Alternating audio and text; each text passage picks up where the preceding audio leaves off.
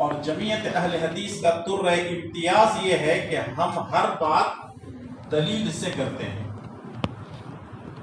اور دلیل کس کا نام ہے؟ کتاب و سنت کا نام ہی دلیل ہے. تو جو باتیں ہم نے سنی ہیں اللہ تعالی ہم سب کو اس پر عمل کرنے کی توفیق عطا فرمائے. ذرا سوچئے کہ دنیا پرست آدمی جس کو دنیا مل جائے وہ دنیا میں ہی رہتا ہے. اللہ تعالیٰ نے ایک مقام آپ کو دیا، آپ باڈی بلڈر بنے، آپ کو دوسرے نمبر پر عالمی طور پر آپ کو تمغہ میڈل دیا گیا. آپ چاہتے تو دنیا میں بہت کچھ اور نام کما سکتے تھے، لیکن آپ نے دین کا راستہ اختیار کیا. اس کا مطلب یہ ہے کہ آدمی دنیا میں جتنا دولت مند ہو جائے، جتنا مشہور ہو جائے، کچھ بھی ہو جائے، اگر اس کا تعلق دین سے ہے تو پھر اس کا فائدہ ہے. اگر دین سے وہ جڑا ہوا نہیں ہے تو پھر اس کی مثال یوں دی جا سکتی ہے کہ دھوبی کا کتا نہ گھر کا نہ گھاٹ کا. آج اس کی ضرورت ہے. اسلام کو، مسلمانوں کو، اس ملک کو نوجوانوں کی ضرورت ہے. اپنے اندر اصلاح پیدا کیجئے. اللہ تعالیٰ مجھے اور آپ تمام کو گناہوں سے توبہ کرنے اور ہمیشہ رب کے دربار میں توبہ اور استغفار کرتے رہنے کی توفیق عطا فرمائے. آمین. خطبہ مسنونہ کے بعد میں نے ایک حدیث صحیح بخاری کے حوالے سے پیش کی ہے. اسامہ بن زید رضی اللہ تعالیٰ عنہما فرماتے ہیں رسول اللہ صلی اللہ علیہ وسلم مدینے میں جو پہاڑ ہے اس کی چٹانوں میں سے ایک چٹان پر کھڑے ہو گئے. اشرف النبی صلی اللہ علیہ وسلم علی اتم من آطام المدینہ، مدینے کے چٹانوں میں سے ایک چٹان پر اونچائی پر کھڑے ہو گئے اور آپ نے صحابہ سے پوچھا ہل ترون ما ارا، جو میں دیکھ رہا ہوں کیا تم دیکھ رہے ہو؟ قالوا لا، صحابہ نے فرمایا کہ ہم تو نہیں دیکھ رہے ہیں. تو رسول اللہ صلی اللہ علیہ وسلم نے فرمایا انی لأرى الفتن یوقع خلال بیوتکم کوقع المطر، میں فتنوں کو دیکھ رہا ہوں جو تمہارے گھروں میں داخل ہو رہے ہیں جیسے پانی کے قطرے یا بارش کے قطرے زمین پر گرتے ہیں. اس کا مطلب یہ ہے کہ رسول اللہ صلی اللہ علیہ وسلم کو اللہ تعالیٰ نے وہ منظر دکھایا. یہ آپ کا معجزہ ہے، آپ نے دیکھا، صحابہ کرام کو نظر نہیں آیا کہ بارش کے قطروں کی طرح فتنے تمہارے گھروں میں داخل ہو رہے ہیں. نبی نے صحابہ کرام کو بتلا دیا.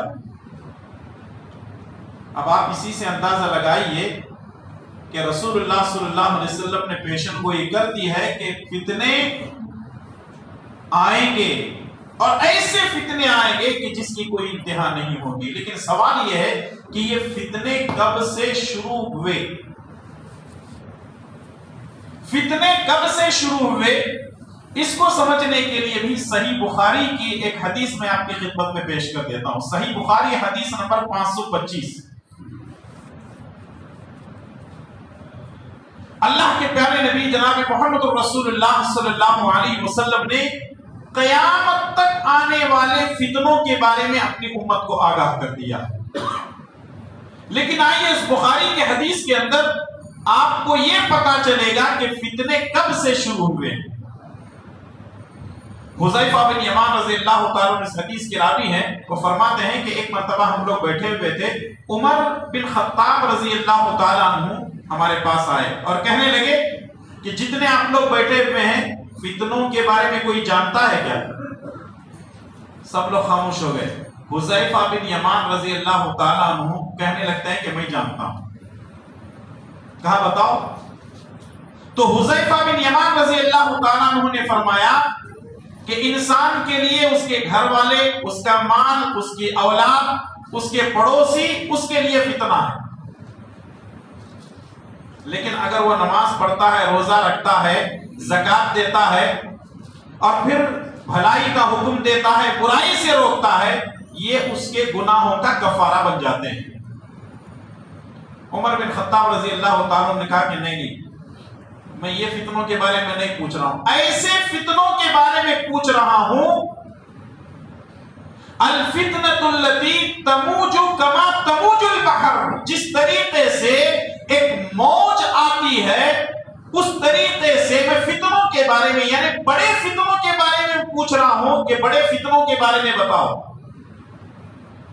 حذیفہ بن یمان رضی اللہ تعالیٰ عنہ کہنے لگتے ہیں اے عمر، جب تک آپ زندہ ہیں وہ فتنے پیدا ہو ہی نہیں سکتے، کیونکہ آپ وہ فتنوں کے درمیان ایک دروازے کی حیثیت رکھتے ہیں۔ حدیث پر غور کیجئے، سوال کرنے والے بھی عمر رضی اللہ تعالیٰ عنہ، بتایا جا رہا ہے انہی کے بارے میں۔ عمر رضی اللہ تعالیٰ عنہ پوچھتے ہیں کہ بڑے فتنوں کے بارے میں بتاؤ۔ حذیفہ بن یمان کہتے ہیں کہ وہ بڑا فتنہ کیا ہے؟ جب تک آپ زندہ ہیں وہ فتنے پیدا ہو ہی نہیں سکتے، کیونکہ فتنے کے درمیان آپ ایک دروازے کی حیثیت رکھتے ہیں۔ اب آگے عمر بن خطاب رضی اللہ تعالیٰ عنہ پوچھنے لگتے ہیں وہ دروازہ کھولا جائے گا یا توڑا جائے گا؟ بات سمجھ میں آ رہی ہے؟ حدیث سمجھ میں آ رہی ہے؟ یہ حدیث آپ سمجھیں گے تو آدھے جو آگے باتیں بتائی جائیں گی انشاءاللہ تعالیٰ وہ آپ کو بہت اچھے انداز سے سمجھ میں آئے گی۔ عمر بن خطاب رضی اللہ تعالیٰ عنہ پوچھتے ہیں کہ یہ دروازہ یہ کھولا جائے گا یا توڑا جائے گا؟ یفتح ام یکسر؟ تو حذیفہ بن یمان رضی اللہ تعالیٰ عنہ کہتے ہیں کہ یہ دروازہ کھولا نہیں جائے گا بلکہ یہ دروازہ توڑا جائے گا۔ اس سے کیا معلوم ہوا؟ عمر بن خطاب رضی اللہ تعالیٰ عنہ خود کہتے ہیں اگر یہ کھولا گیا ہوتا تو دوبارہ بند کر سکتے تھے، اگر توڑا جا رہا ہے تو اب یہ دروازہ بند ہونے والا نہیں ہے۔ اتنی بات سنتے ہیں عمر بن خطاب چلے جاتے ہیں۔ حذیفہ بن یمان رضی اللہ تعالیٰ عنہ اور دوسرے صحابہ کرام پوچھنے لگتے ہیں کیا عمر بن خطاب کو معلوم ہے کیا فتنے کے درمیان وہی دروازہ ہے؟ امام مسروق رحمۃ اللہ علیہ تابعی ہیں، وہ کہنے لگتے ہیں کہ ہاں عمر کو ہم سے اچھا معلوم ہے۔ اس حدیث سے امام بخاری اور دیگر ائمہ محدثین نے یہ دلیل نکالی ہے کہ عمر بن خطاب جب تک زندہ ہیں فتنے پیدا نہیں ہو سکتے، جب عمر مرے گا تو فتنے پیدا ہوں گے، کیونکہ وہ دروازہ کھولا جائے گا توڑا جائے گا؟ توڑا جائے گا۔ اور آخر میں توڑا گیا کہ نہیں؟ عمر بن خطاب رضی اللہ تعالیٰ عنہ فجر کی نماز پڑھا رہے ہیں اور ایک آدمی ابو لولو فیروز نام کا اپنے ساتھ میں چاقو چھرا لے کر کے آتا ہے، حالت نماز میں ان پر حملہ کرتا ہے۔ 3 دن کے بعد عمر بن خطاب رضی اللہ تعالیٰ عنہ شہید ہو جاتے ہیں، اللہ کو پیارے ہو جاتے ہیں۔ اس کے بعد جو فتنوں کا دور شروع ہوا، عثمان رضی اللہ تعالیٰ عنہ کو بھی شہادت نصیب ہوئی، علی رضی اللہ تعالیٰ عنہ بھی شہادت نصیب ہوئی۔ پھر اس کے بعد جو فتنے فتنے فتنے فتنے اور آج حالات کیسے ہیں وہ حدیث آپ سامنے رکھے۔ رسول اللہ صلی اللہ علیہ وسلم نے فرمایا کہ میں بارش کے قطروں کی طرح تمہارے گھروں کے اندر فتنے داخل ہوتے ہوئے دیکھ رہا ہوں، تو کیا ہم فتنوں کے اندر ہیں یا فتنوں سے بچے ہوئے ہیں؟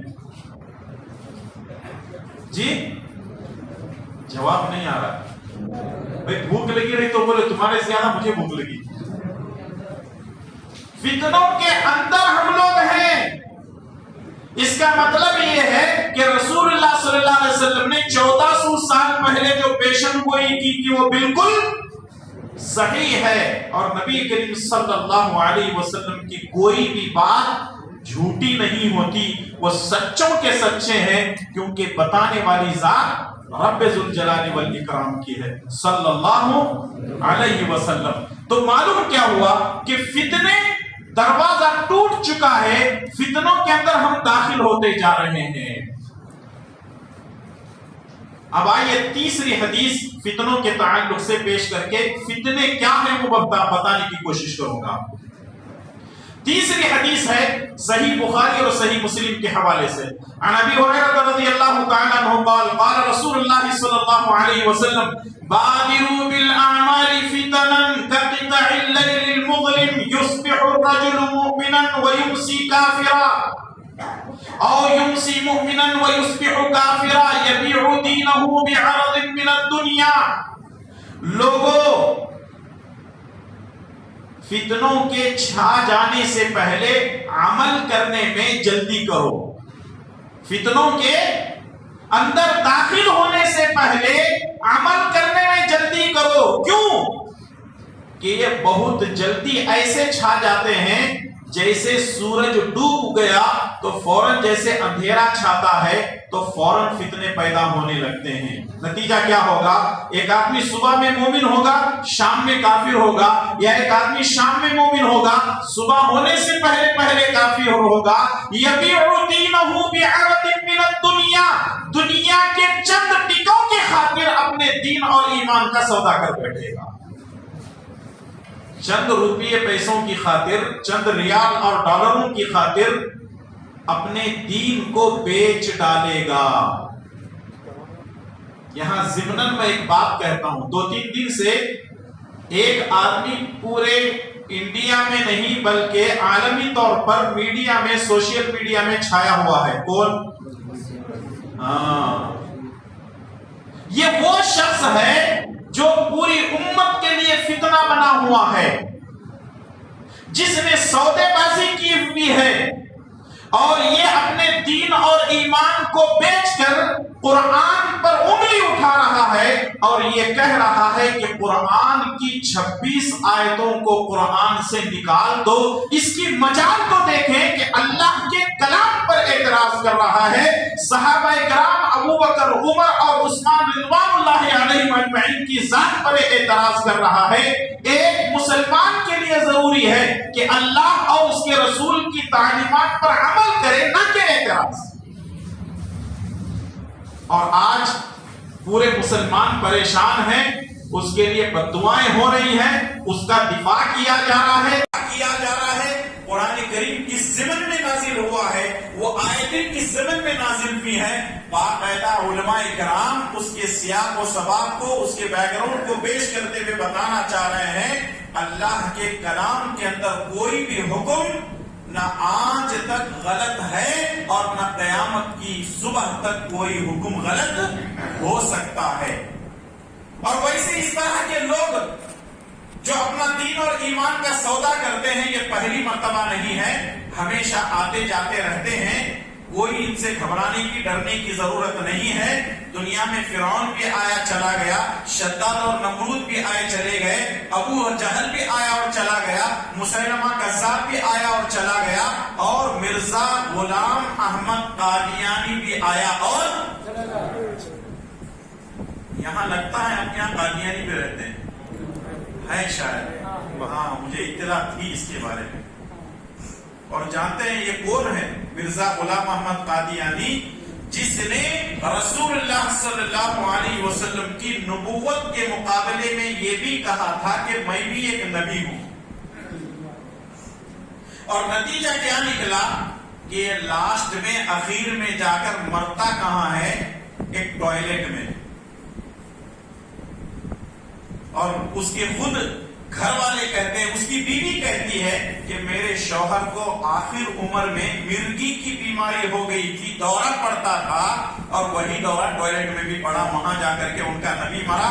اور لوگ محمد صلی اللہ علیہ وسلم کو آخری نبی نہیں بلکہ مرزا غلام احمد قادیانی کو نبی مانتے ہیں۔ اور آپ کو یہ بھی معلوم ہونا چاہیے، یونائٹڈ انڈیا جب تھا، انگریزوں نے باقاعدہ مسلمانوں کے اندر پھوٹ ڈالنے، ڈیوائڈ اور رول کرنے کے لیے انہوں نے مرزا غلام احمد قادیانی کو استعمال کیا۔ اور وسیع رضوی بھی وہی کام کر رہا ہے۔ حالانکہ شیعہ وقف بورڈ نے، اس کے گھر والوں نے، ابھی میں جب یادگیر کی طرف آ رہا تھا تو اس کے بھائی نے خود جو ہے 3 یا 4 منٹ کا کلپ جو ہے بھیجا ہے کہ وہ ہم بھائیوں سے بالکل الگ ہے، بہنوں سے الگ ہے، ماں باپ سے بالکل الگ ہے، اس سے ہمارا کوئی لینا دینا ہے ہی نہیں، وہ بڑا عجیب انسان ہے۔ اور پھر وہ دوسرا ویڈیو نکالا ہے، شاید آج کی بات ہے، اس میں بھی وہ اعتراض کر رہا ہے 3 خلفائے راشدین پر، ابو بکر، عمر اور عثمان پر، اور کہہ رہا ہے کہ انہوں نے قرآن کریم کو جوڑنے میں، جمع کرنے میں بے ایمانی کی ہے۔ ایک مسلمان کا یہ عقیدہ ہو سکتا ہے۔ اور آپ کو یہ بھی معلوم ہونا چاہیے، شیعہ جن کو اتنا عشریہ کہا جاتا ہے، ان کا عقیدہ یہ ہے کہ قرآن مکمل نہیں ہے، کمپلیٹ نہیں ہے. قرآن 30 پارے کا نہیں ہے بلکہ قرآن 40 پارے کا ہے. ان کے جو 12ویں امام عراق کے ایک غار کے اندر، سرنگ کے اندر غائب ہو چکے ہیں، قیامت کے قریب آئیں گے تو اس کے ہاتھ میں 10 پارے ہوں گے، یعنی 30 + 10 40 پارے، 40 پارے کا قرآن ہوگا. خود شیعوں کا یہ عقیدہ ہے. اگر رضوی چیخ کر کے قرآن کے آیتوں پہ اعتراض کرتا ہے تو کوئی ڈرنے کی ضرورت نہیں ہے. خود شیعہ کا فرقہ ہی قرآن پہ اعتراض کرتا ہے تو وسیم رضوی یہ بات کہہ رہا ہے تو کوئی گھبرانے کی ضرورت نہیں. اب میں فتنوں کو چھوڑ کر کے اسی پر تقریر کروں تو پھر اسی پر تقریر ہو جائے گی. آئیے پھر پلٹتے ہیں اپنے بیک ٹو پویلین. بات یہ چل رہی تھی کہ کچھ لوگ صبح میں مومن ہوں گے، شام میں کافر ہو جائیں گے، شام میں مومن ہوں گے، صبح کافر ہو جائیں گے، اور چند ٹکوں کی خاطر اپنے دین اور ایمان کو بیچ ڈالیں گے. دعا کریں اللہ ہم سب کی حفاظت فرمائے، آمین. اور آج فتنوں کا دور ہے، فتنوں کا دور ہے. اور یاد رکھیے ابھی بھی ہم اس فتنے کے دور میں قدم نہیں رکھے ہیں. اور بھی آگے نبی صلی اللہ علیہ وسلم نے فرمایا قیامت کے قریب لوگ فتنوں سے اتنا تنگ آ جائیں گے، فتنوں سے اتنا تنگ آ جائیں گے، وہ کہیں گے کسی قبرستان سے گزرتے ہوئے اے کاش میں کسی قبر میں سویا ہوتا تو کتنا اچھا ہوتا. یہاں تک کہ فتنے اتنے زیادہ ہوں گے، لوگ اپنے ساتھ بکریوں کو لے کر جنگل میں جائیں گے، بکری کا دودھ دھو کر کے پیئیں گے، اور پھر اس کے بعد جنگل کے پتے کھا کر گزارا کریں گے. کس سے بچنے کے لیے؟ فتنوں سے بچنے کے لیے. اللہ کا شکر ہے پھر بھی ہم بچے ہوئے ہیں. اللہ ہم کو ایمان کی حالت میں موت عطا فرمائے، آمین. لیکن یہ فتنوں کا دروازہ کھل چکا ہے نا، ٹوٹ چکا ہے. جزاک اللہ. کھلا نہیں ہے بلکہ ہوا ہے. اب یہ جو دروازے ٹوٹے ہوئے ہیں فتنوں کے، اب آئیے ہم جاننے کی کوشش کرتے ہیں فتنے کون کون سے ہیں. حالانکہ اگر فتنوں کی لسٹ بنائی جائے جو رسول اللہ صلی اللہ علیہ وسلم نے پیشن گوئی کی ہے، میں سمجھتا ہوں کہ آپ کے 12 بجے نہ بجے لیکن میرے ضرور 12 بج جائیں گے. پھر آپ کہیں گے مولانا اتنی لمبی تقریر کرنا تھا تو بھوکے کیوں رکھے، پہلے کھلا دیتے بعد میں بٹاتے. تو ذرا یہ مختصر وقت میں مختصر باتیں میں آپ کی خدمت میں 3 4 5 چیزیں جو ہے آپ کی خدمت میں پیش کر دیتا ہوں. سب سے بڑا فتنہ روئے زمین کا، سب سے بڑا فتنہ کیا ہے؟ روئے زمین کا سب سے بڑا فتنہ کیا ہے؟ اگر آپ سے یہ سوال کیا جائے تو آپ کیا جواب دیں گے؟ جی جواب دیں. غلط ہوگا کوئی بات نہیں ہے، اس پہ میں بعد میں آتا ہوں. موبائل اتنا بڑا فتنہ نہیں ہے. روئے زمین کا سب سے بڑا فتنہ ہے شرک. ان الشرک لظلم عظیم. یہاں تک کہ اللہ تعالیٰ نے سورہ بقرہ میں فرمایا والفتنة اشد من القتل، اور دوسری جگہ اللہ نے فرمایا والفتنة اکبر من القتل. قتل سے بڑا، قتل سے شدید اگر کوئی فتنہ ہے تو وہ یہاں فتنے سے مراد شرک ہی ہے. ان الشرک لظلم عظیم. اللہ تبارک و تعالیٰ نے اس کو سب سے بڑا ظلم کہا ہے. ذرا اندازہ لگائیں اگر کسی محلے کے اندر مندر بن رہی ہے، ہمارے مسلمان بھائی اعتراض نہیں کریں گے. چرچ بن رہا ہے تو اعتراض نہیں کریں گے. کوئی درگاہ بن رہی ہے تو اعتراض نہیں کریں گے. اگر مسجد بن رہی ہے تو کھڑے ہو جائیں گے اور کہیں گے کہ ہمیں مسجد بننے پہ اعتراض ہے کیونکہ تم ہمارے نہیں ہو، تمہارا تعلق کسی اور جماعت سے ہے، تم وہاں بھی ہو. ذرا سوچیں مسلمانوں کو. اور یہ شرک کے ایسے دروازے ہیں، آپ دیکھ لیں کہ شرک کے ذریعے سے انسان سے مانگنا شروع کرتا ہے، اور ہم شرک کے دروازے کو بند کر توحید کی دعوت دیتے ہیں. انسانوں کو انسانوں کی غلامی سے نکال کر انسانوں کو اللہ کی غلامی کی طرف لے جاتے ہیں. کیونکہ جب تک ہم انسانوں کی غلامی کرتے رہیں گے، انسانوں کے غلام رہیں رب کی غلامی میں آئیں گے، اللہ تعالیٰ فرماتا ہے بندے جو مانگنا ہے مانگ لے، میں تیری ہر آرزو تمنا کو پوری کرنے کے لیے تیار ہوں۔ آج مسلمانوں کا ایک بہت بڑا طبقہ، اگر ہم کہیں گے انڈیا کے اندر مسلمانوں کی بات کو، 95% مسلمان شرک کرتے ہیں، 95% مسلمان شرک کرتے ہیں۔ اور اگر مسلمانوں کو شرک کے بارے میں بتایا جائے تو ناراض ہو جاتے ہیں۔ اگر جہیز کے بارے میں بات کریں گے، جہیز نہیں لینا چاہیے، سب لوگ بولتے ہیں کہ پورے مسلمان اکٹھے ہو جاؤ۔ اگر تعلیم کے بارے میں بات کرتے ہیں تو کہتے ہیں کہ سب اکٹھے ہو جاؤ۔ اگر ہم لوگ جو ہے اپنی صحت کے بارے میں کوئی پروگرام کرنا چاہتے ہیں تو سب لوگ اکٹھے ہوتے ہیں۔ اگر زرعی قوانین یا ہمارے سی اے اے این آر سی کے بارے میں اگر بات چیت ہوتی ہے تو سب لوگ اکٹھے ہوتے ہیں۔ اگر یہ بات کی جائے کہ توحید اور شرک میں فرق کیا ہے جانیں گے تو سب لوگ کہتے ہیں کہ نہیں نہیں نہیں، وہ تمہارا توحید تم اپنے پاس رکھو، ہم اپنا شرک اپنے پاس رکھیں گے۔ یعنی لوگ ہر معاملے میں سمجھوتا کرنے کے لیے تیار ہیں، لیکن شرک سے بچ کر توحید کی طرف آنے کے لیے تیار نہیں ہے۔ اس کا مطلب یہ ہے کہ سب سے بڑا فتنہ روئے زمین کا کیا ہے؟ شرک ہے۔ اس سے بڑا فتنہ کوئی نہیں ہے، کیونکہ اللہ تعالیٰ فرماتا ہے وَمَن يُشْرِكْ بِاللَّهِ، جو اللہ تعالیٰ کے ساتھ شرک کرتا ہے، اللہ تبارک و تعالیٰ ایسے آدمی کو ہمیشہ ہمیشہ کے لیے جہنم میں داخل کر دیتا ہے۔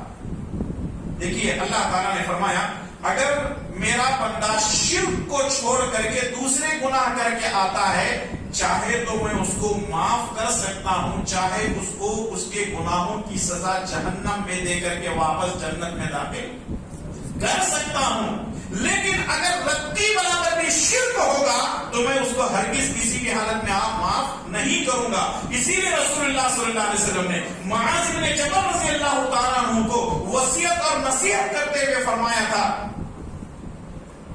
یا معاذ لا تشرک باللہ، لا تشرک باللہ وَإِن قُتِلْتَ وَإِن حُرِّقْتَ، اے معاذ اگر تم کو جلا دیا جائے، اگر تم کو قتل کر دیا جائے تو منظور کر لینا، لیکن اللہ کی ذات میں شرک نہ کرنا۔ اللہ اکبر۔ تو اس لیے روئے زمین کا سب سے بڑا فتنہ کیا ہے؟ شرک ہے۔ شرک سے بچنے کی کوشش کیجیے۔ دوسرا فتنہ ہے دجال کا فتنہ، مسیحی دجال کا فتنہ۔ دوسرا فتنہ کیا ہے؟ مسیحی دجال کا فتنہ۔ صحیح بخاری کی روایت، اللہ کے نبی صلی اللہ علیہ وسلم ایک مرتبہ ممبر پر آتے ہیں اور آنے کے بعد اللہ تعالیٰ کی حمد و ثنا اور اللہ تعالیٰ کی جتنی تعریف کرنی تھی کرتے ہیں، اور اللہ کی حمد و ثنا بیان کرنے کے بعد کہتے ہیں کہ لوگوں میں تمہارے درمیان مسیحی دجال کا فتنہ بتانے کے لیے کھڑا ہوں، میں تمہارے درمیان مسیح دجال کا فتنہ بتانے کے لیے کھڑا ہوں، اور تمہیں معلوم ہونا چاہیے کہ نوح علیہ السلام نے اپنی قوم کو دجال کے فتنے کے بارے میں بتایا تھا، اور ہر نبی نے اپنی قوم کو دجال کے فتنے کے بارے میں بتایا، لیکن کسی نے اس کی نشانی نہیں بتائی۔ میں تمہیں نشانی بتاتا ہوں۔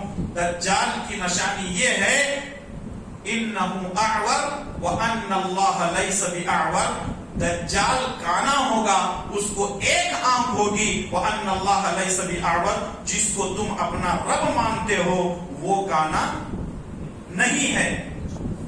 اب اس حدیث سے کیا معلوم ہوتا ہے کہ دجال کے فتنے کے بارے میں نوح علیہ السلام نے اپنی قوم کو بتایا، تمام نبیوں نے اپنی قوموں کو بتایا، نبی صلی اللہ علیہ وسلم نے اپنی قوم کو بتایا۔ چوتھی بات یہ معلوم ہوئی کہ نبی صلی اللہ علیہ وسلم نے اس کی نشانی بھی بتا دی کہ وہ کانا دجال ہوگا۔ آپ کو معلوم ہونا چاہیے کہ دجال دنیا میں موجود ہے، کہاں ہے سوائے اللہ کے کوئی نہیں جانتا، پہلی چیز۔ دوسری چیز یہ ہے کہ دجال موجود ہے، ہمیں کیسے معلوم ہوا؟ کچھ صحابہ کرام ایک مرتبہ تجارت کے ارادے سے قافلے میں نکلے، ایک کشتی میں نکلے، ایک جزیرے پر، ایک آئی لینڈ پر ان کی کشتی پہنچی۔ پہلے جو کشتیاں ہوتی تھی مشین کی نہیں ہوتی تھی، وہ بادبانی کشتیاں ہوتی تھی، کپڑا لگاتے ہوا کے روپ سے جدھر چلی گئی سو چلی گئی، وہ اس کو مینٹین کرتے تھے کہ کس طرف جانا ہے، اور ستاروں کے ذریعے سے روٹ پہچان کر کے وہ لوگ جاتے تھے۔ ایک مرتبہ ہوا چلی اور وہ کسی جزیرے میں چلے گئے، وہاں انہوں نے دجال کو دیکھا، اس سے بات چیت کی، رسول اللہ صلی اللہ علیہ وسلم سے آ کر کے انہوں نے کہا، رسول اللہ صلی اللہ علیہ وسلم فرماتے ہیں قیامت کے 10 بڑی نشانیوں میں سے ایک نشانی دجال دنیا میں آئے گا، اور آئے گا تو ہنگامہ کرے گا، فتنے مچائے گا، پوری دنیا کے اندر گھومے گا، اور ایسے گھومے گا کہ کسی قبرستان سے گزرے گا اور لوگوں سے، گاؤں والوں سے پوچھے گا تیرے ماں باپ کو زندہ کرتا ہوں، میرے اوپر ایمان لاتا کیا؟ اب لوگ مردوں کو دیکھ کر کے ایمان لا رہے ہیں اور وہاں پوری عقیدت جتا رہے ہیں۔ اب دجال جب ان کی آنکھوں کے سامنے جو ہے مردوں کو زندہ کرے گا تو کیا لوگ چھوڑیں گے؟ ارے تیرے سے بڑا ولی اللہ تو ہم نے دیکھا ہی نہیں، ولی اللہ نے تو خدا ہے ہمارا۔ مردوں کو زندہ کرے گا، لوگوں سے پوچھے گا بارش چاہیے، لوگ کہیں گے ہاں بارش، فوراً بارش نازل ہو جائے گی۔ اس کے ایک ہاتھ میں جنت ہوگی، دوسرے ہاتھ میں جہنم ہوگی۔ جو لوگ اس کی بات مانیں گے ان کو جہنم میں ڈالے گا، اصل میں وہ جہنم نہیں ہوگی بلکہ جنت ہوگی، اور جو لوگ اس کی بات کا انکار کرے گا ان کو جہنم میں ڈالے گا، اور جو لوگ اس کی بات کو مانیں گے اس کو جنت کے اندر ڈالے گا، بلکہ وہ جنت نہیں ہوگی، وہ جہنم ہوگی۔ پوری دنیا کے اندر گھومے گا، پھرے گا، ہنگامہ مچائے گا۔ عیسیٰ علیہ السلام دجال کو قتل کریں گے۔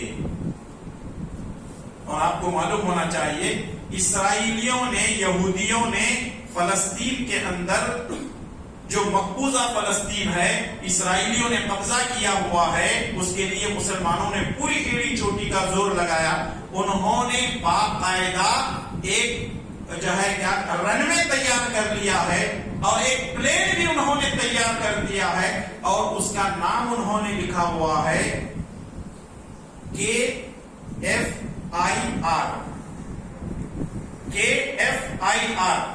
اور آپ کو معلوم ہونا چاہیے دجال کی پیشانی پر لکھا ہوا ہوگا کاف فا را، یعنی کفر۔ اسی سے انہوں نے، یہودیوں نے لکھا، اور پلین کے اوپر نام لکھا ہوا ہے ہمارا مسیحا آنے والا ہے، ہم اس کا استقبال کر رہے ہیں۔ رسول اللہ صلی اللہ علیہ وسلم نے فرمایا اس کی پیشانی پر کفر لکھا ہوا ہوگا، اور وہ اس طریقے سے مومن اس کو پڑھ کر کے اس کے فتنے سے بچیں گے، اور جو مومن نہیں ہوں گے اس کے فتنوں میں پھنسیں گے۔ رسول اللہ صلی اللہ علیہ وسلم نے فرمایا اگر تم دجال کے فتنے سے بچنا چاہتے ہو تو ہر جمعہ کو سورہ کہف کی تلاوت کرو، ہر جمعہ کو سورہ کہف کی تلاوت کرو۔ اگر ہم نے اس جمعہ کو سورہ کہف کی تلاوت کی، اگلا جمعہ آنے سے پہلے دجال آ گیا تو اس سورہ کہف کی تلاوت کرنے کی برکت سے اللہ تعالیٰ دجال کے فتنے سے ہماری حفاظت فرمائے گا۔ اور دوسرے نبی صلی اللہ علیہ وسلم نے فرمایا کہ پہلی 10 آیتیں یا آخر کی 10 آیتیں سورہ کہف کی یاد کرو، اللہ تمہاری حفاظت کرے گا۔ اور تیسری چیز یہ ہے، رسول اللہ صلی اللہ علیہ وسلم نے فرمایا کہ جو آدمی جمعہ کے دن سورہ کہف کی تلاوت کرتا ہے، اگلے جمعہ تک اللہ تبارک و تعالیٰ اس کو ایک نور، ایک روشنی عطا کرے گا۔ اللہ اکبر، کتنی فضیلتیں ہیں۔ اگر ہم سورہ کہف کی تلاوت کرتے ہیں کس دن؟ جمعہ کے دن، تو اللہ تبارک و تعالیٰ ان تمام چیزوں کو جو ہے ہمیں دے گا، اور دجال کے فتنے سے بھی بچائے گا۔ اور آپ کو معلوم ہونا چاہیے رسول اللہ صلی اللہ علیہ وسلم ہر نماز میں سلام پھیرنے سے پہلے ایک دعا مانگتے تھے، سلام پھیرنے سے پہلے، جس میں دجال کے فتنے سے پناہ مانگی گئی ہے۔ اللہم انی اعوذ بک من عذاب القبر، وَأَعُوذُ بِكَ مِن فِتْنَةِ الْمَسِيحِ الدَّجَّالِ وَأَعُوذُ بِكَ مِن فِتْنَةِ الْمَحْيَا وَفِتْنَةِ الْمَمَاتِ اللَّهُمَّ إِنِّي أَعُوذُ بِكَ مِنَ الْمَأْثَمِ وَالْمَغْرَمِ اللَّهُمَّ إِنِّي أَعُوذُ بِكَ مِنْ عَذَابِ الْقَبْرِ، اے اللہ تعالی میں قبر کے عذاب سے تیری پناہ مانگتا ہوں۔ وَأَعُوذُ بِكَ مِن فِتْنَةِ الْمَسِيحِ الدَّجَّالِ مسیح الدجال کے فتنے سے تیری پناہ مانگتا ہوں.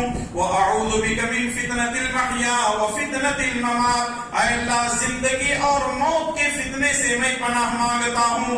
اللہ کے پیارے نبی صلی اللہ علیہ وسلم اپنی امت کو دجال کے بارے میں آگاہ کر دیا اور بتلایا کہ دجال کے فتنوں سے اپنے آپ کو بچاؤ.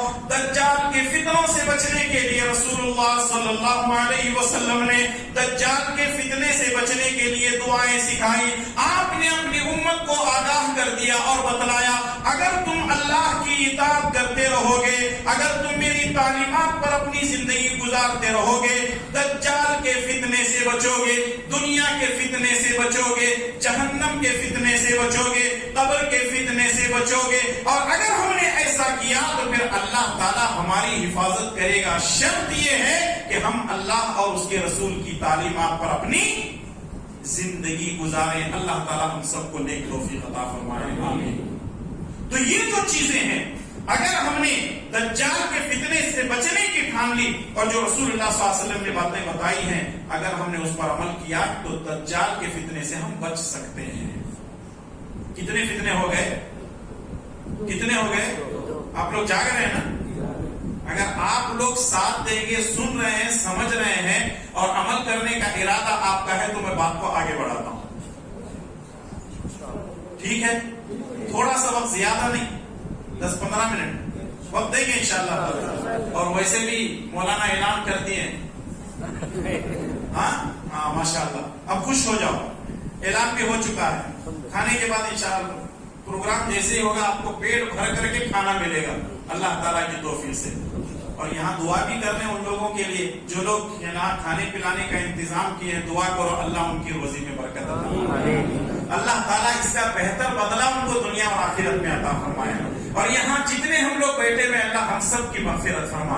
اللہ جہاں جب یہاں ہم تیرے گھر کے اندر بیٹھے ہیں اللہ ایسے اچھے کام کرنے کی توفیق عطا فرما کہ ہم جنت میں بھی تیرے نبی کے ساتھ بیٹھنے کی ہم کو توفیق عطا فرما, آمین یا رب العالمین. اب آئیے تیسرے فتنے پر بات کرتے ہیں.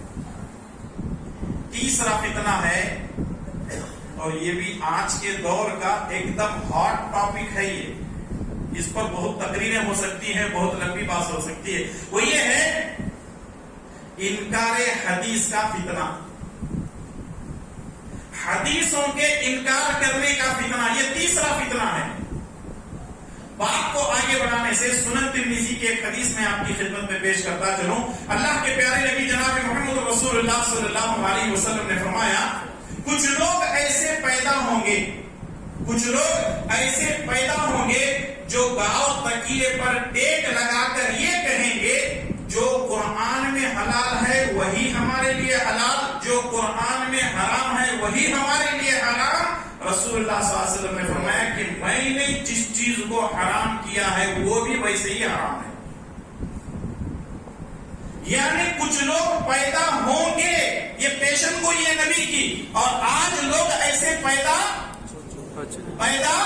ہو چکے ہیں جو یہ کہہ رہے ہیں کہ ہمارے لیے قرآن ہی نجات کے لیے کافی ہے, حدیثوں کی ضرورت نہیں ہے. حدیثوں کی ضرورت نہیں ہے تو آپ نے کلمہ کس کا پڑھا ہوا ہے؟ لا الہ الا اللہ محمد الرسول اللہ. تو کیا ایک آدمی کلمے کا پہلا حصہ پڑھ لینے سے مسلمان اور دوسرا حصہ پڑھ لینے سے مسلمان پھر بھی رہے گا یا پھر خارج ہو جائے گا؟ تو اس لیے ایک مسلمان کے لیے ضروری ہے. رسول اللہ صلی اللہ علیہ وسلم نے فرمایا ترکت فیکم شیئین لن تضلوا ما تمسکتم بہما کتاب اللہ و سنتی, کہ دو چیزیں میں تمہارے درمیان چھوڑ کر جا رہا ہوں, اگر تم اس کو مضبوطی سے پکڑے رہو گے تو کبھی گمراہ نہیں ہو سکتے. ایک اللہ کا کلام, دوسرے میری سنت. شیخ عبد القادر جیلانی رحمۃ اللہ علیہ نے بڑی پیاری بات کہی. شیخ عبد القادر جیلانی رحمۃ اللہ علیہ فرماتے ہیں کہ رسول اللہ صلی اللہ علیہ وسلم نے ہم کو 2 کتابیں دی ہیں اور اللہ نے ہم کو 2 ہاتھ دیے ہیں. ایک ہاتھ میں قرآن لے لو, دوسرے ہاتھ میں آپ کی حدیث لے لو, آپ کی سنت لے لو. اگر کوئی آدمی قرآن اور حدیث سے ہٹ کر کے کوئی تیسری کتاب لینا چاہتا ہے یا تو قرآن کو چھوڑنا پڑے گا یا تو حدیث کو چھوڑنا پڑے گا. اگر قرآن یا حدیث دونوں میں سے کسی ایک کو چھوڑ دے تب بھی اس آدمی کا ایمان باقی نہیں رہتا. اور آج لوگ اپنے اماموں کو لے کر، اپنے علماء کو لے کر، اپنے فقہا کو لے کر، اپنے علامہ لوگوں کو لے کر کے حدیث کا چور دروازہ کھول کر کے بیٹھے ہوئے ہیں. میرے ساتھ ایک واقعہ پیش آیا، کرناٹک ہی کا ہے. میں اسی مسجد کے اندر تقریباً 2-2.5 سال درس قرآن دیتا تھا، اور وہاں کے مولانا جو ہے دارالعلوم دیوبند کے فارغ تھے، قاسمی تھے. میں نے ان سے ایک مرتبہ کہا مولانا آپ جو تقریر کرتے ہیں حدیث کا نام بتاؤ. بولے نہیں میں بخاری، مسلم، ابو داؤد، ترمذی فلاں فلاں حدیث کی کتابوں سے ہی دیتا ہوں. میں نے کہا مولانا آپ کے درس میں کوئی عالم بیٹھا ہوا ہے، کوئی پڑھا لکھا بیٹھا ہوا ہے، سمجھ سکتا ہے کہ آپ حدیث بول رہے ہیں، لیکن حدیث کی کتاب کا نام آپ نہیں بول رہے ہیں. آپ حدیث کی کتاب کا نام بھی بول دیجئے. نہیں میں حدیث سے ہی بولتا ہوں، میں حدیث کا ہی مطالعہ کر کے آتا ہوں. میں نے کہا مولانا آپ کو بخاری مسلم کے اندر کہیں یہ حدیث نہیں ملی کیا کہ جب ممبر پہ جا کر کے بیٹھو تو سب سے پہلے کہو السلام علیکم ورحمۃ اللہ وبرکاتہ؟ تو امام صاحب جواب کیا دیتے ہیں؟ نہیں وہ ہمارے حنفی مسلک میں ایسا نہیں ہے. کیا مطلب اس کا؟ مطلب سمجھ میں آ گیا؟ اس کا مطلب یہ ہے کہ حدیث اپنی جگہ ہے، لیکن میں حنفی ہوں اس لیے میں اپنے امام صاحب کی بات کو نہیں چھوڑ سکتا. اب یہ مسلکوں کی بات نکلی ہے تو ایک ہی بات بتاتے ہوئے اپنی بات کو آگے بڑھاتا ہوں. مسلک کتنے ہیں جو مشہور ہیں؟ 4 ہیں، حنفی، شافعی، مالکی، حنبلی. ذرا ایک فقہی مسئلے کو آپ لے لیں. جھینگا معلوم ہے آپ لوگوں کو؟ مچھلی کے اندر ایک چیز آتی ہے جھینگا. حنفی مسلک میں جھینگا کھانا جائز نہیں ہے، وہ کہتے ہیں کہ مکروہ ہے. حنفی مسلک میں کیا کہتے ہیں کہ جھینگا کھانا مکروہ ہے. شافعی مسلک میں جھینگا کھا سکتے ہیں. ایک مرتبہ میں نے حلال اور حرام پر درس دیا. هو الطهور ماؤه الحل میتہ، سمندر کا پانی پاک ہے اور اس کا مردہ حلال ہے. تو ایک نوجوان میرے پاس آیا اور آ کر کے پوچھنے لگا مولانا میں حنفی ہوں اور جو ہے جھینگا ہم لوگ کھا سکتے ہیں کیا؟ میں نے کہا کہ بھئی حنفی، شافعی، مالکی، حنبلی اپنی جگہ ہے، لیکن نبی صلی اللہ علیہ وسلم نے کہا ہے کہ سمندر کا پانی پاک ہے، اس کا مردہ حلال ہے. جھینگا اگر آپ کو مردہ بھی مل جائے تو آپ کھا سکتے ہیں. تو ہماری بات چیت ہوتی رہی. بات چیت کے دوران ایک نوجوان آیا، وہ آ کر کے جو ہے پوچھنے لگا مولانا یہ بتاؤ آپ جو کہہ رہے ہیں جب سے یہ جھینگا، یہ فلاں یہ بتاؤ، میرا بڑا عجیب مسئلہ ہے. میں نے کہا کہ بھئی یہ جھینگے کے مسئلے کو لے کر کیوں پریشان ہیں آپ لوگ؟ بولے میرا مسئلہ عجیب ہے. آپ کہتے ہیں کہ حنفی مسلک کے اندر جھینگا کھانا جائز نہیں ہے، مکروہ ہے، اور شافعی مسلک کے اندر کھانا جائز ہے، لیکن میرا مسئلہ یہ ہے کہ میری ماں حنفی ہے، میرا باپ شافعی ہے، میں کیا کروں؟ میرا باپ شافعی ہے، جھینگا لے کے آتا ہے، اور میری ماں حنفی ہے، جھینگا پکا کے دیتی ہے. ماں کھاتی نہیں، باوا کھاتا ہے، میں کیا کروں؟ کھاؤں کہ نہیں کھاؤں؟ میں نے کہا یار پہلے اس مسئلہ ٹیڑھا ہے، پھر تو اوپر سے لا کر کے اور الٹا سوال کر رہا ہے. تو لوگ جو ہے مسلک کی بات لے کر، میرے بھائی اور دوستو ہمارے لیے سب محترم ہیں، چاہے وہ امام ابو حنیفہ رحمۃ اللہ علیہ ہوں، چاہے امام شافعی رحمۃ اللہ علیہ ہوں، چاہے امام مالک جو ہے رحمۃ اللہ علیہ، چاہے امام احمد بن حنبل رحمۃ اللہ، کوئی بھی امام ہو، ہم سب کا احترام کرتے ہیں، وہ ہمارے لیے محترم ہیں. اس کا مطلب یہ نہیں ہے کہ جب نبی کی کوئی بات آ جائے تو ہم امام کی بات کو مانیں، نبی کی بات کو چھوڑ دیں، پھر ہمارے ایمان کی خیر نہیں ہے. جب نبی کی بات آ جائے تو نبی کی بات ہی کو ہم مانیں گے، امام کے باتوں کو نہیں مانیں گے. اور خود اماموں نے کہا ہے اذا صح الحدیث فهو مذہبی، جب صحیح حدیث آ جائے تو وہی میرا مذہب ہے. اور یہ فتنہ بہت زور چل رہا ہے، انکار حدیث کا فتنہ. اچھا اور ایک بات بتا دوں، یہاں نوجوان زیادہ نظر آ رہے ہیں مجھے. 10x10 کے روم میں ایک آدمی کیمرہ لگا کے بیٹھا ہوا ہے. اور کہتا ہے اہل حدیث یہ حدیث کو نہیں مانتے، حنفی یہ حدیث کو نہیں مانتے، اور اپنے آپ کو کہتا ہے کہ میں اہل حدیث بھی نہیں، میں تبلیغی بھی نہیں، میں دیوبندی بھی نہیں، فلاں بھی نہیں، فلاں بھی نہیں، 10 بائی 10 کے ایک کمرے میں کیمرہ لگا کر کے بیٹھا اور ایسی ایسی باتیں کر رہا ہے، اور ہے کیا پیشے سے؟ عالم نہیں ہے بلکہ کیا ہے؟ ماشاءاللہ بڑے سمجھدار لگتے ہیں یار آپ لوگ. کیا ہے وہ؟ ہاں، جس کو کچھ نہیں معلوم ہے اور وہ حدیثوں پر بحث کر رہا ہے، سند پہ بحث کر رہا ہے، متن پہ بحث کر رہا ہے، اسماء الرجال پہ بحث کر رہا ہے، مصطلحات الحدیث پہ بحث کر رہا ہے، اور بڑی بڑی جو ہے باتیں کرتا ہے، اور ہمارے نوجوان اس کی باتوں کو سن کر گمراہ ہو رہے ہیں. میرے بھائیوں اور دوستو، یاد رکھو، علماء سے دین سیکھو. اور اگر کوئی آدمی قرآن اور حدیث کو لے کر، صحیح حدیثوں کو لے کر بات کرتا ہے، فتنے نہیں پیدا کرتا ہے، تو ایسے آدمی کی آپ کو بالکل سنو، ہم اسے انکار نہیں کر رہے ہیں. کیونکہ جیسے کہ حدیث ابھی محتشم میں نے پیش کی، بلغوا عنی ولو آیا، اگر ایک آیت ہی صحیح دوسروں تک پہنچاؤ، پہنچانے میں کوئی حرج نہیں ہے، لیکن اپنے آپ کو مفتی بنا دینا. لوگ بیٹھے ہوئے اس کے چیلے چمیلے بیٹھے ہوئے اور سوالات کر رہے ہیں، یہ کرنا کیسا ہے، وہ کرنا کیسا ہے، فلاں کرنا کیسا ہے.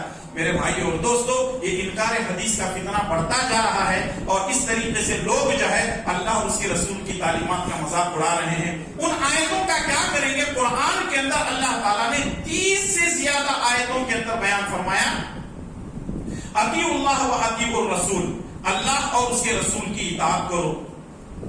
اور اللہ تعالیٰ نے فرمایا فَإِن تَنَازَعْتُمْ فِي شَيْءٍ فَرُدُّوهُ إِلَى اللَّهِ وَالرَّسُولِ، اگر تمہارے درمیان کوئی لڑائی جھگڑا ہو جائے تو اللہ اور اس کے رسول کے پاس لے جاؤ.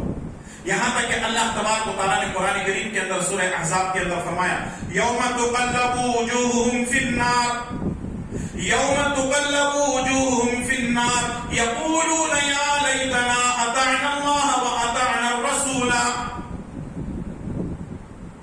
قیامت کے دن جب جہنم میں جہنمیوں کو ڈال دیا جائے گا، ان کے چہروں کو الٹ پلٹ کیا جائے گا، تو وہ لوگ اس وقت کہیں گے یا لیتنا اطعنا اللہ واطعنا الرسول، اے کاش ہم اللہ اور اس کے رسول کی اطاعت کر لیے ہوتے تو کتنا اچھا ہوتا. اِنَّا أَطَعْنَا سَادَتَنَا وَكُبَرَاءَنَا، ارے ہم نے اپنے سادات کی، اپنے بڑوں کی مانی، وَكُبَرَاءَنَا، ہم نے اپنے بڑوں کی مانی، ہم نے علماء کی اور فلاں فلاں کی مانی، فَأَضَلُّونَا السَّبِيلَ، انہوں نے ہم کو راہ راست سے گمراہ کر دیا، ہٹا دیا. رَبَّنَا آتِهِمْ ضِعْفَيْنِ مِنَ الْعَذَابِ وَلْعَنْهُمْ لَعْنًا كَبِيرًا، اے اللہ تعالیٰ ان کو ڈبل عذاب دے، ان پر تیری جتنی بڑی لعنت ہو سکتی ہے لعنت نازل کر دے. دنیا میں بولتے ہیں اللہ اور اس کے رسول کی اطاعت کرو، یہاں نہیں مانتے. کہاں جا کے مان رہے ہیں؟ کہاں جا کے مان رہے ہیں؟ جہنم میں جا کے مان رہے ہیں. جہنم میں جا کر ماننے سے بہتر ہے دنیا میں ہی مان کر کے کس کی اطاعت کرنی ہے؟ اللہ اور اس کے رسول صلی اللہ علیہ وسلم کی ہم کو اطاعت کرنی ہے. چوتھا فتنہ، بات کو میں مختصر کر رہا ہوں. چوتھا فتنہ کیا ہے؟ چوتھا فتنہ ہے مال.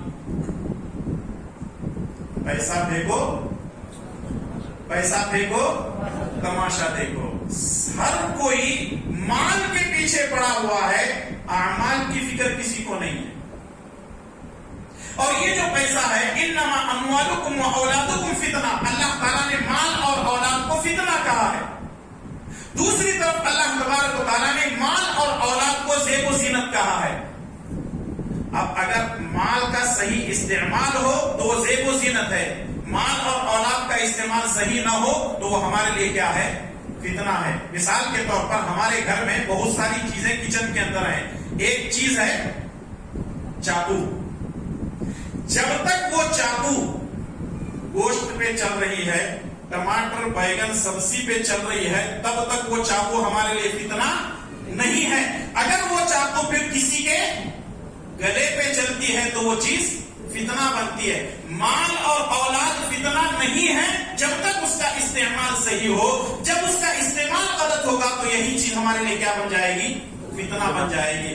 اللہ کے پیارے نبی صلی اللہ علیہ وسلم نے 1400 سال پہلے اپنی امت کے بارے میں ایک جو ہے پیشن گوئی کی تھی. صحیح بخاری کی روایت ہے ان لکل امت فتنہ، ان لکل امت فتنہ وفتنة امتی المال.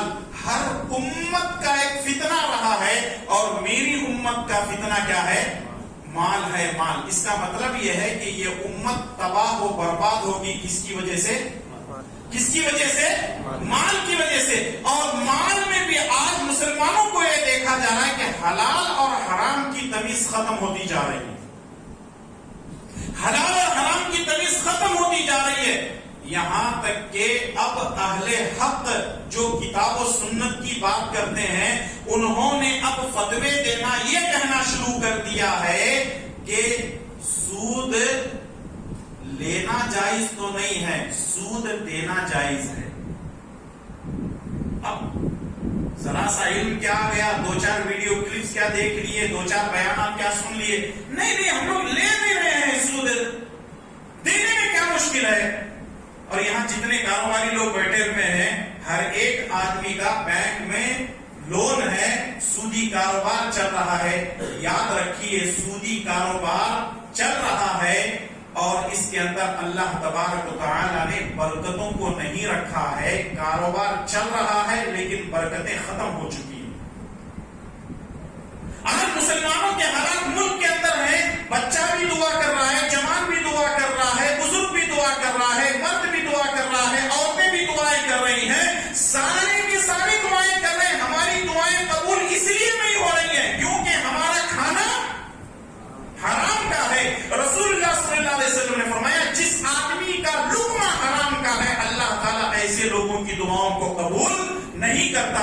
میرے بھائیو اور دوستو, سود لینا حرام, سود دینا حرام, سود کو لکھنا حرام, سود پر گواہ بننا حرام, اور ان چاروں پر رسول اللہ صلی اللہ علیہ وسلم نے فرمایا کہ ایسے 4 لوگوں پر اللہ کی لعنت ہے. ہم لعنتی کام سے اپنے کاروبار کو شروع کرتے ہیں, لعنتی کام سے کاروبار کو شروع کرتے ہیں تو پھر اللہ کی رحمت کہاں سے آئے گی؟ لوگ بہانے بناتے ہیں, کیا کرنا, مجبوری ہے, وہ ہے, یہ ہے. میرے بھائی اور دوست, آدمی مجبوری میں گوبر تو نہیں کھاتا, آدمی مجبوری کے اندر پیخانہ تو نہیں کھاتا, آدمی مجبوری کے اندر کسی حرام جانور کو تو نہیں کھاتا. کون سی ایسی مجبوری ہے؟ انسان کو, ہر آدمی کو یہ چیز لگی ہوئی ہے کہ مجھے راتوں رات بڑا بننا ہے, دنیا میں شہید ہونا ہے, مجھے بڑا مالدار بننا ہے, بڑی گاڑی میرے پاس ہو, بڑا بنگلہ میرے پاس ہو, اور دنیا میں سب کچھ بنا کر کے خالی ہاتھ آیا تھا خالی ہاتھ چلا جاتا ہے اور پوری حرام کی کمائی اپنے بچوں کو اسٹاک کر کے جاتا ہے. اور یہاں ایک بات پورے عقل و ہوش ٹھکانے رکھتے ہوئے میں کہنا چاہوں گا, اگر اللہ تعالیٰ نے آپ کو دولت دی ہے, مسجدیں بنائیے, مدرسے بنائیے, غریبوں کی مدد کیجیے, ورنہ اگر ہم مر جائیں گے, ہم نے اپنی اولاد کو دین نہیں سکھایا ہے, وہ ہمارے مرنے کا انتظار کریں گے, ہمارے مرنے کے بعد ہماری مغفرت کی دعا کبھی نہیں کریں گے. اگر آپ لوگ یہ سمجھ رہے ہیں کہ میرے مرنے کے بعد میرا بیٹا مسجد کے لیے 1 لاکھ روپے دے دے گا, بھول جاؤ یہ سب چیزیں. اور اب اگر یہ چاہتے ہیں کہ تمہاری اولاد نیک ہو, ہماری اولاد نیک ہو, ہمارے مرنے کے بعد ہماری اولاد ہمارے لیے مغفرت کی دعا کرے, اپنے بچوں کو سامنے بٹھاؤ اور دعا سکھاؤ, بیٹے دعا کر, رب ارحمہما کما ربیانی صغیرا رب اغفر لی ولوالدی وللمؤمنین والمؤمنات یوم یقوم الحساب. یہ دعا دنیا میں زندہ رہ کے سکھاؤ, ورنہ مرنے کے بعد ہماری اولاد ہمارے لیے دعا کرنے سے رہی. ادھر باپ مرنے سے پہلے ہی جائیداد تقسیم کرنے کے لیے بیٹھ جاتے ہیں, آخری پانی گھونٹ ڈالتے ہیں. اچھا, ہمارے ایک رواج بھی چل رہا ہے. کیا رواج چل رہا ہے؟ آخری دیدار, آخری پانی. وہ پانی ڈالتے ہیں نا, سکرات اسے لگے رہتی بیچارے کو, انہیں خود جو ہے اپنی پریشانی میں رہتا. سکرات کے عالم سے خود اللہ کے پیارے نبی جناب محمد رسول اللہ صلی اللہ علیہ وسلم پناہ مانگا کرتے تھے. آپ نے دعا کی, اللہم اعنی علی سکرات الموت, اللہم اعنی علی سکرات الموت. اے اللہ, سکرات کی جو موت کی جو سختیاں ہیں اس سے میں تیری پناہ مانگتا ہوں. جب نبی نے پناہ مانگی ہے اور اما عائشہ فرماتی ہیں رسول اللہ صلی اللہ علیہ وسلم کا انتقال ہونے کو ہے, آپ کی روح قبض انفرسری سے پرواز ہونے کو ہے, رسول اللہ صلی اللہ علیہ وسلم کا جسم شراب پر ہو رہا ہے, پسینہ پسینہ ہو رہا ہے, اس وقت میت کی وہ, مرنے والی کی وہ کیفیت ہوتی ہے, اور گھر والے پانی پلا رہے ہیں, پانی پلا رہے ہیں. میں اس سے یہ مطلب نکالتا ہوں کہ وہ پانی پلانے والے یہ نیت کے ساتھ پانی پلاتے ہیں, پی کو مر جلدی, تیری جائیداد ہم کو تقسیم کرنا. آج ایسی اولاد ہے، باپ اگر خرچ کو پانی نہ پیسہ نہ دے، اگر اس کی عیاشی کے لیے بیٹے کے پیسہ نہ دے، گاڑی کے لیے پیسہ نہ دے، کار کے لیے پیسہ نہ دے، جوا کھیلنے کے لیے، زنا کاری کرنے کے لیے، اور بھی برائیاں کرنے کے لیے اگر باپ پیسہ نہیں دیتا ہے تو بیٹا کہتا ہے بابا تو مرتا کیوں نہیں؟ یہ ہم نے اپنی اولاد کی تربیت کی ہے، یہ مال کے پیچھے ہم نے اپنی اولاد کو برباد کر دیا، مال کے پیچھے اپنے اعمال کو برباد کر دیا۔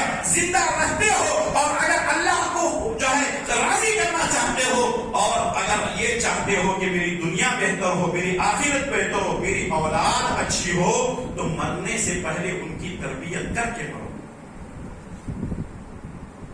ورنہ مال بھی ایک فتنہ بن چکا ہے، مال بھی فتنہ بن چکا ہے، اس فتنے سے ہم کو بچنا ہے۔ آخری بات بیان کرتے ہوئے اپنی بات کو میں ختم کر رہا ہوں، اور بالکل ایک حدیث بیان کر کے اپنی بات کو میں ختم کر رہا ہوں۔ سمجھیے، مجھے ڈر بھی لگا ہے وہ حدیث، وہ فتنہ پیش کروں کہ نہیں کروں، کیونکہ کبھی کبھی علماء کرام کی باتوں کو لوگ پرسنل لے لیتے ہیں، مولانا مجھے بول کو کہہ دے گا، نہیں تو یہ بھی سمجھتے ہیں مولانا کو کون بھی پن مار کو بھیجے رہیں گے، مولوی مولانا کو پن مار کے بھیجے، مولانا برابر پن چبو کے گیا دیکھو، مجھے یہاں لگی، اگر یہاں آپ کو لگ رہی ہے اور آپ کے اندر وہ بیماری ہے، توبہ کر کے اٹھیے، کیونکہ میرا کام ہے حق بات کو بیان کرنا، اور میں بالکل اخلاقی انداز سے پیش کرنے جا رہا ہوں اس حدیث کو، لیکن بہت کڑوی بات ہے، پورا زہر ہی ہے اس حدیث کے اندر، حالانکہ وہ نبی کی زبان سے نکلی ہوئی بات ہے، وہ زہر نہیں ہے، لیکن ہم جو حرکتیں کر رہے ہیں یہ حدیث ہمارے لیے زہر ہوگی۔ سنن ترمذی کے حوالے سے السلسلۃ الصحیحہ کے اندر اللہ کے نبی صلی اللہ علیہ وسلم نے فرمایا انکم ستحرسون علی الامارہ وستکون ندامۃ یوم القیامہ فنعم المرضعۃ وبئست الفاطمہ۔ نہیں سمجھ میں یہ حدیث عربی ہے نا، کاش ہم لوگ تھوڑا بہت عربی سیکھنے اور سمجھنے والے بن جاتے، اللہ ہم کو توفیق عطا فرمائے۔ رسول اللہ صلی اللہ علیہ وسلم نے فرمایا پانچواں فتنہ جو میں ذکر کرنے جا رہا ہوں، معاف کرنا پہلے ہی بول رہا ہوں، بڑا خطرناک فتنہ، وہ ہے عہدے اور کرسی کا فتنہ۔ بس کرو مولوی صاحب، اگے بولوں کو، ہمیں سب اس کے اندر پھنسے ہوئے ہیں، ایک ہمام میں سارے ننگے، کہیں مسجد بنتی نہیں، مدرسہ بنتا نہیں، کوئی ادارہ بنتا نہیں، کوئی انجمن قائم ہوتی نہیں، مجھے وہ ہونا، مجھے یہ ہونا، مجھے ایسا ہونا، مجھے ویسا ہونا، مجھے وہ بناؤ، مجھے یہ بناؤ۔ ارے کیا ہے یہ مچھلی بازار ہے؟ یہ مسجد ہے یا سیاست کا اڈا ہے؟ یہ مدرسے ہیں یا سیاست کے اڈے ہیں؟ ہماری جماعتیں پوری کی پوری تباہ ہو رہی ہیں یہ اقتدار کے فتنے کی وجہ سے۔ میں نے ایسے لوگوں کو بھی دیکھا ہے مسجدوں کے اندر دونوں ایک ساتھ آزو بازو ادھر ادھر بیٹھ کر کے وضو کرتے ہیں، اور جب نماز پڑھنے کے لیے آتے ہیں تو ایک دوسرے کے بغل میں کھڑے نہیں ہوتے۔ کیوں؟ انہیں ادھر جاتا، انہیں ادھر جاتا۔ وجہ کیا ہے؟ انہیں ہماری پارٹی کا نہیں۔ جو آدمی اللہ کے گھر میں پارٹی بازی کرتا ہے، ارے اس کا ایمان کیا ہوگا؟ افسوس کے ساتھ کہنا پڑتا ہے، اللہ کے نبی صلی اللہ علیہ وسلم نے فرمایا انکم ستحرسون علی الامارہ، ان قریب تم عمارت کرسی کے بارے میں حرص کرو گے، لالچ کرو گے، وستکون ندامۃ یوم القیامہ، اور یہ لالچ، یہ حرص، یہ طمع تمہارے لیے کیا ہوگی؟ قیامت کے دن ندامت کا، شرمندگی کا باعث ہوگی۔ اور بڑی پیاری مثال دے کر نبی صلی اللہ علیہ وسلم نے فرمایا فَنِعْمَ الْمُرْضِعَةُ وَبِئْسَتِ الْفَاطِمَةُ، بچے کو دودھ پلانے والی اچھی لگتی ہے، دودھ چھڑانے والی اچھی نہیں لگتی۔ صدر صاحب تمہارے 3 سال ہو گئے، 5 سال ہو گئے، چھوڑو، دوسروں کو بنائیں گے۔ کیا رے، میں چھوڑا تو مسجد چلتی کیا؟ میں چھوڑا تو مسجد چلتی؟ جب تک میں ہی ہوں بس۔ یہ میں بہت سوچ سمجھ کر کے اتنی باتیں کر رہا ہوں، میری باتیں کر رہے ہیں۔ آپ آئندہ مجھے درس کے لیے، خطبے کے لیے بلاتے ہیں نہیں بلاتے مجھے نہیں معلوم، میں فیصلہ اللہ تعالیٰ ہر جگہ یہ بات میں اس لیے کر رہا ہوں، یہ فتنہ بنا ہوا ہے خاص کر کے جماعت اہل حدیث کے لیے، اللہ معاف کرے۔ اگر ہضم ہوتی ہے تو ہضم کر لیجئے، اگر ہضم نہیں ہوتی ہے تو بد دعا نہ دیں۔ میں حدیث پیش کر رہا ہوں، میرے حق میں دعا دیں، میں بھی آپ کو دعا دوں گا کہ اے اللہ تعالیٰ اس حرص کو ہمارے دلوں سے نکال دے۔ آمین۔ اور رسول اللہ صلی اللہ علیہ وسلم نے فرمایا اگر کوئی آدمی عہدہ پوچھتا ہے تو اس کو مت دو۔ ایک صحابی کو رسول اللہ صلی اللہ علیہ وسلم نے فرمایا اگر تم عہدہ زبردستی لیتے ہو عہدہ مل جائے گا، اللہ کی مدد نکل جائے گی۔ عہدہ ملے گا، اللہ کی مدد نکل جائے گی۔ اگر تم کو جماعت والے گاؤں والے ملا کر کے کہتے ہیں بھیا آپ قبول کر لو، اللہ کی طرف سے یہ آپ کے لیے تحفہ ہے، قبول کر لو، اللہ کی مدد تمہارے ساتھ رہے گی۔ اللہ اکبر۔ اگر ہم زبردستی لیتے ہیں تو اللہ کی مدد نکل جائے گی، اللہ کی طرف سے ہے، قبول کر لو، کیونکہ اللہ تعالیٰ کی مدد اس میں رہے گی۔ اور ویسے بھی فنعم المرضیۃ وبئست الفاطمہ، کہ دودھ پلانے والی اچھی لگتی ہے، دودھ چھڑانے والی اچھی نہیں لگتی۔ تو ایسے ہی حال ہے، اگر ہم مسجد کے اندر بیٹھ کر کے بات چیت کرتے ہیں فلاں رہے تو بہتر، فلاں رہے تو بہتر ہے، تو کچھ لوگ ناراض ہو جاتے ہیں۔ میرے بھائیو اور دوستو، مسجد کو سیاسی اڈا نہ بناؤ، اس کو سیاسی اڈا، سیاسی بیس نہ بناؤ، اللہ کی خاطر میں کہہ رہا ہوں۔ کیوں؟ اللہ نے خود بیان فرمایا وَأَنَّ الْمَسَاجِدَ لِلَّهِ، مسجدوں کا مالک کون ہے؟ اللہ۔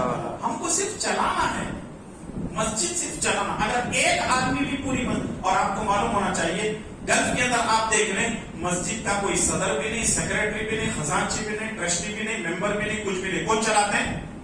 حکومت چلاتی ہے۔ اور ہم لوگ کیا ہے، یہاں اگر عہدہ مل گیا تو اتنا ناچتے ہیں، ہم لوگ کودتے ہیں۔ میں یہ نہیں کہہ رہا کہ سارے کے سارے لوگ پورے ہوتے ہیں، میں نے اچھے لوگوں کو بھی دیکھا ہے، اور ایسے امانت دار لوگوں کو بھی میں نے دیکھا ہے کہ جب ان کو ڈبے کے پیسے جمعہ کے گن کر کے دیتے ہیں تو وہ ایسا لپیٹ کر کے پورا کا پورا تاریخ اور لکھ کر کے رکھتے ہیں۔ 6 مہینے کے بعد جا کر کے پوچھو اس میں سے چلر بھی نہیں نکالتے، کچھ پنڈا اٹھا کو دیتے ہیں۔ یہ ہوتی ہے امانت داری۔ میرے بھائیو دوستو، میں سمجھتا ہوں کہ یہ بہت کڑوا زہر ہے، اور جو اس آدمی جو اس کے لت میں پھنس جاتا ہے وہ بہت بری طرح بدنام ہوتا ہے، برباد ہوتا ہے۔ باتیں بہت زیادہ ہیں، یہ 5 باتیں میں سمجھتا ہوں کہ ہماری زندگی کے لیے کافی ہیں۔ پہلا فتنہ کیا ہے؟ شرک ہے۔ دوسرا فتنہ مسیح الدجال، تیسرا فتنہ انکار حدیث کا فتنہ، اور چوتھا مال کا فتنہ، 5واں عہدے اور منصب کا، کرسی کا فتنہ۔ میں انہی چند باتوں پر اپنی بات کو ختم کرنے سے پہلے دعا کرتا ہوں، اور دعا کرنے سے پہلے میں آپ تمام کا اور جمیعت اہل حدیث یادگیر کے ذمہ داروں کا، اس مسجد کے ذمہ داروں کا، اور میرے ساتھ جو قافلہ آیا ہوا ہے شہر حیدرآباد سے، آپ تمام کا میں شکریہ ادا کرتے ہوئے اللہ سے دعا کرتا ہوں کہ اے اللہ جو باتیں ہم نے ابھی سنی ہیں، ہمیں جو ضبط ذہن سے تعلق ہے اللہ تعالیٰ اس کو یاد رکھنے، اور جو عمل سے تعلق ہے اللہ تعالیٰ ہم کو عمل کرنے کی توفیق عطا فرما۔ آمین۔ صلی اللہ علیہ نبینا محمد وعلی آلہ وصحبہ اجمعین۔ السلام علیکم ورحمۃ اللہ وبرکاتہ۔